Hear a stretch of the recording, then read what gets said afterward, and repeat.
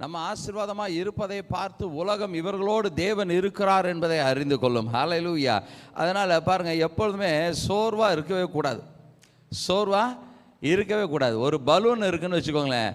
இந்த பலூன் அப்படியே பார்த்தீங்கன்னா அப்படி இருக்கும், சாஞ்சு போய் நல்லா காற்று அடிச்சிட்டிங்கன்னு வச்சுக்கோங்க, அந்த பலூனை பார்த்தாலே ஆசையாக இருக்கும்.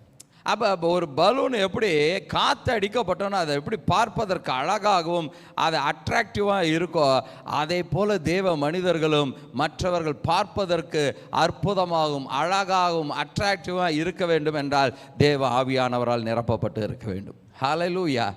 எல்லாம் இல்லைன்னு வச்சுங்க, தேவ ஆவியானவரை நிரப்பப்படலன்னு வச்சுங்க, எல்லாம் அப்படியே சேர்ந்து என்னமோ போங்க அப்படின்னே வாழ்க்கை ஓடிடும்.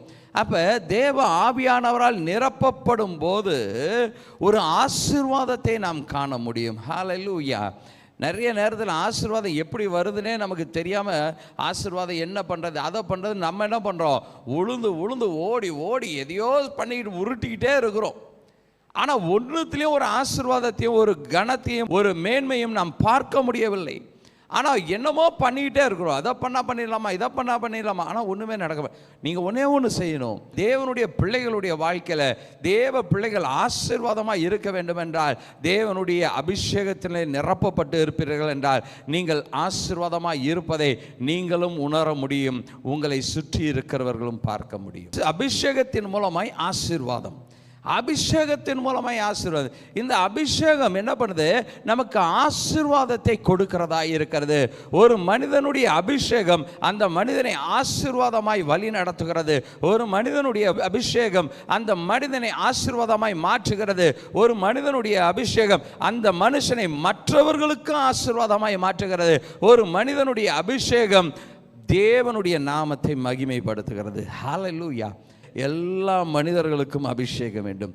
நீங்கள் ஒவ்வொருவருக்கும் ஆண்டவர் ஒவ்வொரு அழைப்பை கொடுத்துருக்கிறார். ஊழியம் பண்ணுறவங்க ஊழியத்திற்குரிய அபிஷேகம் இருக்கும், வேலை பார்க்குறவங்களுக்கு வேலைக்குரிய அபிஷேகம் இருக்கும், குடும்பத்தை நடத்தக்கூடிய ஒரு மனைவிக்கு குடும்பத்தை நடத்தக்கூடிய அந்த அபிஷேகம் வேணும். ஞானத்தோடு நடத்தணும். இப்போ கணவனுக்குரிய ஞானத்தை தேவன் கொடுக்கிறார். அபிஷேகத்தினால் அவைகள் வரும்.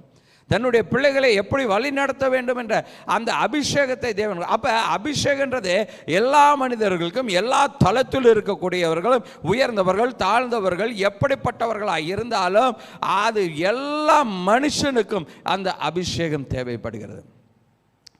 பாருங்க, கர்த்தரிடத்திலிருந்து வரும் ஆசீர்வாதமே, ஆமாம், கர்த்தரிடத்திலிருந்து வந்த ஆவியானவரே ஆசீர்வாதத்தை கொடுப்பார். ஹல்லேலூயா.